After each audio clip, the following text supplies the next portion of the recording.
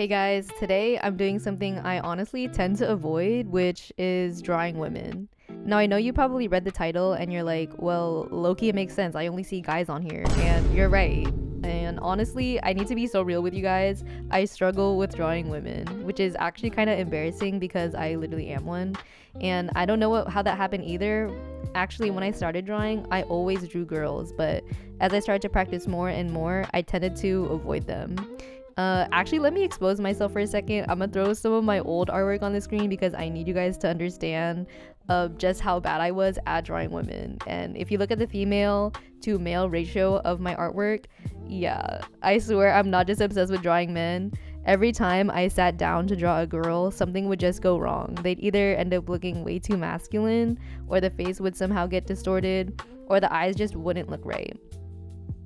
I could never really capture the softer proportions that female characters tended to have, and every attempt just fell off.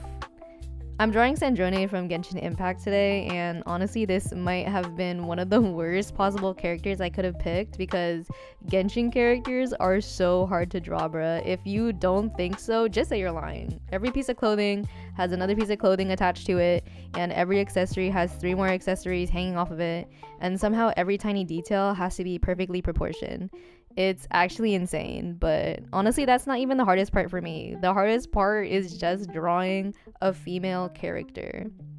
But the more I thought about it, the more I realized it wasn't really a mystery.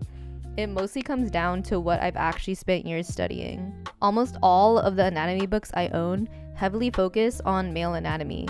They teach the muscles, the facial structure, the planes of the face, the shoulders, basically everything about drawing men. And since my art style leans more towards anime, realistic female anatomy doesn't always translate into the style I'm trying to achieve either. So I kind of ended up in this weird middle ground where I understood how to draw one thing really comfortably, but every time I tried drawing women, it felt like I was guessing. But if I'm being honest, I don't think the books are completely to blame. The bigger issue is that I just don't draw women enough. Every time I'd finish a piece, I'd tell myself, okay, next time I'll draw a female character. The next time would come around and then I'd draw another guy. It wasn't even intentional, I was just choosing what I already knew I could do well. And I think that's something a lot of artists fall into without even realizing it. We naturally gravitate towards the things we're already comfortable with because it feels rewarding. You finish faster, the drawings turn out better, and you don't have to spend half the time fixing mistakes. The problem is that staying comfortable doesn't really help you improve though. It just reinforces the skills you already have. Meanwhile, the things you're avoiding never actually get better because, well, you're avoiding them. Looking back at my older artwork, I don't really cringe because it's bad anymore. I cringe because I can clearly see what I kept running away from. My weaknesses are practically highlighted in every drawing, and it's almost like my portfolio has been calling me out this entire time. So that's why I decided to draw Sandrone. If I'm going to practice something I'm not good at, I might as well fully commit. And honestly, choosing a Genshin character probably wasn't the smartest decision. The designs are beautiful, but they are so ridiculously detailed that I spent half the drawing zooming in and out of the reference just trying to figure out what I was even looking at. Every time I thought I had all the details down, I'd notice another tiny ribbon or another little ornament that I somehow blended into the outfit, and it felt like every 5 minutes I was finding something new I forgot to draw. As someone who's a perfectionist, characters like this are both really fun and really frustrating. I have such a hard time skipping details because I know if they're there, I feel like I have to include them. I've actually been thinking about perfectionism a lot recently because it's one of those traits that people always describe as a good thing. People say, oh, I'm such a perfectionist, almost like it's a compliment, but honestly, it can become a huge obstacle. And I learned that with this piece and all of its tiny details. Perfectionism sounds productive, but in reality, sometimes it's just fear wearing a nicer outfit.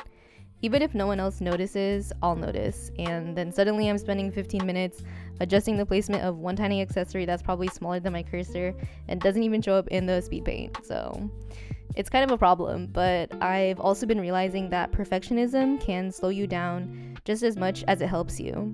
Sometimes you're not actually improving anymore.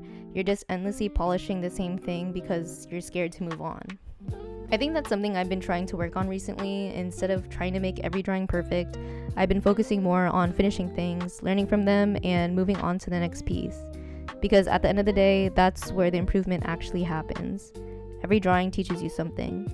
Every mistake teaches you something, and if you spend all your time trying to erase every mistake, you don't really leave yourself room to make new ones. And those new mistakes are usually where the biggest improvements come from. That's honestly why I think it's so important to intentionally draw the things you're bad at. It sounds obvious, but I feel like a lot of us don't actually do it. We say we want to improve, but then we spend months drawing the same exact subjects over and over again just because it's familiar. Maybe for you, it's backgrounds, maybe it's perspective, hands, feet, color, or drawing from imagination. Whatever it is, there's probably something you've been putting off because every time you think about practicing it, you immediately think, maybe later. But maybe that's exactly what you need to draw.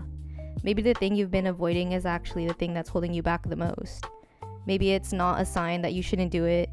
Maybe it's your brain pointing directly at the biggest gap in your skill set. I honestly think that's what happened with me. I wasn't avoiding drawing women because I didn't like drawing them. I was avoiding them because I knew I wasn't good at drawing them. And being bad at something isn't comfortable. No one likes making ugly drawings, but ugly drawings are usually the ones that teach you the most.